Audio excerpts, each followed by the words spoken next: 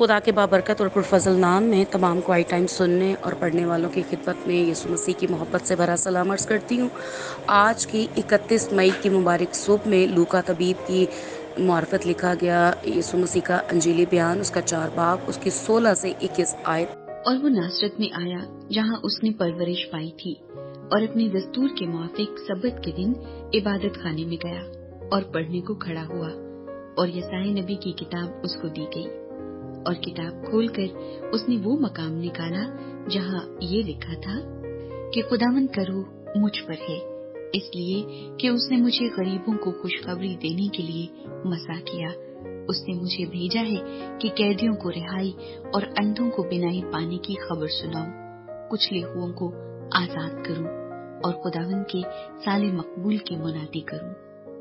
پھر وہ کتاب بند کر کے اور خادم کو واپس دے کر بیٹھ گیا، اور جتنے عبادت خانے میں تھے سب کی آنکھیں اس پر لگی تھی۔ وہ ان سے کہنے لگا کہ آج یہ نوشتہ تمہارے سامنے پورا ہوا۔ تو عزیزو، آج صبح میں آپ کو یہ بتانا چاہتی ہوں کہ یسوع مسیح جو اس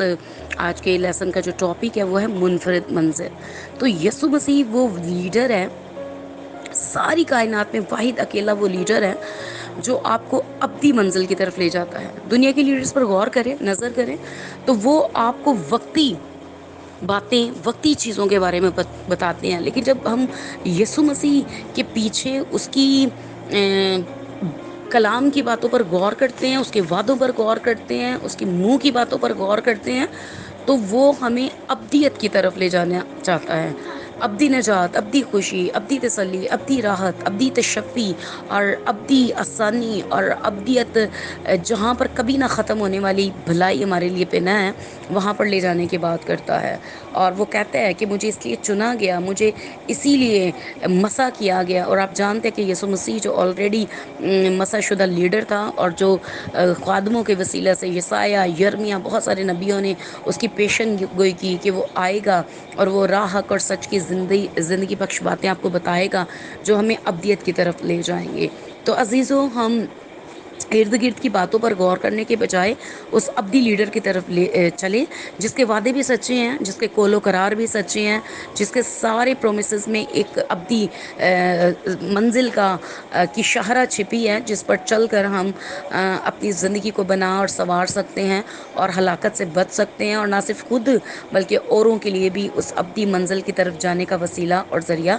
بن سکتے ہیں۔ تو میری یہی گزارش ہے آپ تمام سے کہ آپ خود بھی اس منزل کو اچیو کرنے کی پوری کوشش کریں، اور جو آپ کے ارد گرد جو آپ دیکھتے ہیں کہ لوگ تاریکی میں پڑے ہیں، غم میں پڑے ہیں، کچلے ہوئے ہیں، مسلے ہوئے ہیں، نا امید ہیں، ان کو اس امید کے کلام کی طرف ان کی توجہ کروائیے، اور ان کو بتائیے کہ ہمارا جو لیڈر یسوع مسیح ہے، جو ابدیت کا بادشاہ ہے، وہ ہمیں ایک ایسی منزل دے کر گیا ہے جس پر وہ خود بھی چل کر گیا، باپ کی دائنی طرف بیٹھا ہے، اور وہاں پر ہمارا انتظار کرتا ہے کہ وہ اپنی بیٹیوں اور بیٹوں کو بھی وہاں پر پائے، تاکہ جہاں وہ ہے وہ ہم اس کے ساتھ رہیں۔ کیونکہ اس دنیا کے لیڈر ہرگز نہیں چاہتے کہ جو سیٹ، جو عہدہ ان کے پاس ہے،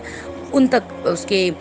ماننے والوں کو کی رسائی ہو، لیکن ہمارا لیڈر ایک ایسا زبردست خالص نیت والا لیڈر ہے جو کہتا ہے کہ جہاں پر میں ہوں وہاں پر آپ بھی ہو، جو عہدہ میرے پاس ہے وہ آپ کے پاس ہو، جو خوشی میرے پاس ہے وہ آپ کے پاس ہو، جو فیسلٹیز میرے پاس ہیں وہ آپ کے پاس ہوں۔ تو ایک سچے اور حقیقی لیڈر کی یہ پہچان ہے کہ وہ چاہتا ہے کہ جو اس کے پاس ہے وہ اوروں کے پاس بھی ہو۔ وہ ابدی نجات میں داخل ہو چکا ہے، اور اب